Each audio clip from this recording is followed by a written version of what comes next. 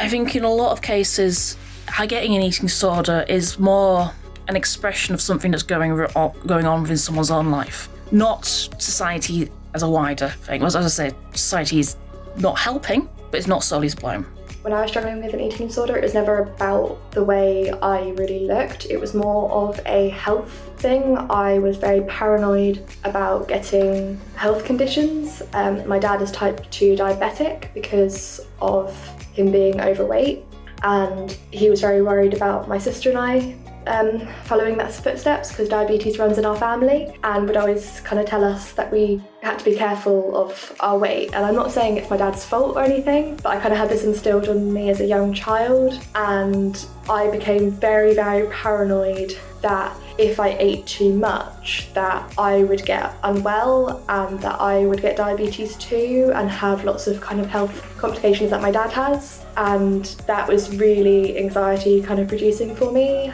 The media probably doesn't help. Being bombarded every day with how we should look and how we should act, and the idea that we're getting judged, and, you know, celebrities in glamour magazines being criticised because they put on 2 pounds because they got pregnant. You know, even during pregnancy, they put on a little bit of weight and the magazines slate them.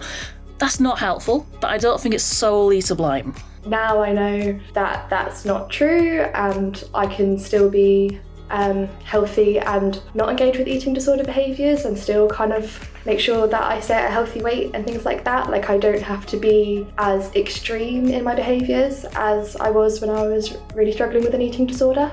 I think the neurology has to be there to start with for someone to end up developing an eating disorder. You can't just take any old person and show them a million glamour magazines and then they'll have an eating disorder. I don't think it works like that. I think you've already got to have the insecurity. You've already got to have had something happen in your life that makes you maybe be less confident in yourself.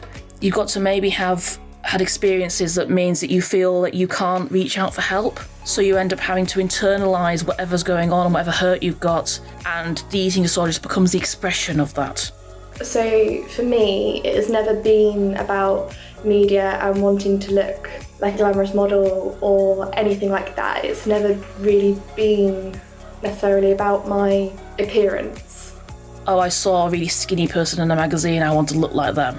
I wish it was that simple. It'd be far easier to do something about them. But it's not.